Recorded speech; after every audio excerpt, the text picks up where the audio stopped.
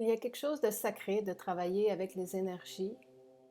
C'est pour ça que dans mon processus de peinture d'énergie, c'est vraiment un rituel. Et ce rituel commence en fait par nettoyer l'espace. Donc il y a vraiment une importance mise à nettoyer toutes les énergies stagnantes qui se trouvent dans le lieu. Aussi, l'eau qui est utilisée pour la réalisation des peintures est également purifiée à l'aide de minéraux. Donc, l'idée, c'est vraiment de commencer la peinture avec un espace qui est libre de toute énergie négative. Ensuite, il y a une deuxième étape qui va être d'utiliser l'énergie pour formuler une intention, pour vraiment l'ancrer. Moi, j'appelle ça créer l'espace pour recevoir le moment de création qui est à venir. Donc, j'utilise le pouvoir de l'intention, mais aussi l'énergie de Reiki pour amener la concrétisation de ce qu'on veut matérialiser à travers la session de peinture. Donc, si c'est une peinture que je fais pour un concept plus universel, je vais le faire par moi-même, mais si c'est pour une personne, à ce moment-là, je vais profiter de ce moment pour que la personne puisse vraiment se déposer dans l'instant. Car comme on travaille avec les énergies, c'est sûr que tout ce qu'on émane peut être absorbé. Donc, il y a vraiment une importance qui est mise pour que tout soit le plus clair possible. Ensuite, une fois que cet espace de création pour l'énergie est établi, c'est là vraiment que le processus de peindre commence. C'est un processus intuitif. J'écoute ou je vois ce qu'il y a à faire. C'est vraiment une étape à la fois que ça se passe. Et pour moi, c'est vraiment une étape de réception. Il n'y a pas de jugement, c'est simplement laisser les choses se faire d'elles-mêmes. Donc moi, j'agis plus comme un outil que comme une artiste dans cette étape du processus.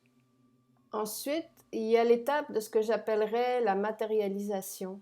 C'est une étape où en fait, moi, je ne travaille plus, où l'œuvre en devenir est laissée à elle-même avec les énergies qui ont été établies pour ça.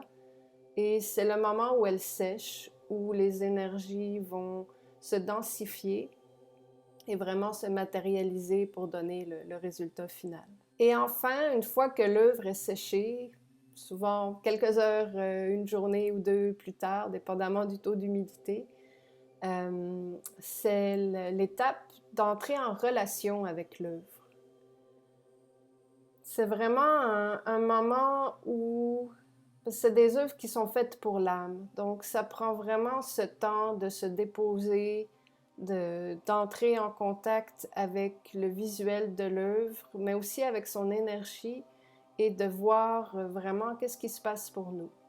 Et ça, c'est une étape d'accompagnement. Donc, moi, je suis là avec la personne ou la famille ou le couple, dépendamment pour quelle raison a été faite cette peinture. Et c'est vraiment d'aider les gens à aller voir avec leurs ressources intérieures euh, quelle est la résonance avec l'œuvre, qu'est-ce que ça peut venir leur apporter, quel est le message que ça leur dit. Et c'est vraiment un accompagnement d'introduction. Moi, je vais les sensibiliser à ce qu'il y a à considérer, parce qu'en fait, l'œuvre, elle va se développer, se dévoiler par elle-même au fil du temps. Du moins, c'est mon expérience avec mes propres peintures. On n'obtient pas toutes les réponses la journée même où on la voit. C'est vraiment une relation qui va s'établir. L'idéal, c'est d'y consacrer plusieurs minutes par jour, l'observer, être en contact avec, euh, le faire vraiment d'un espace qui vient du cœur.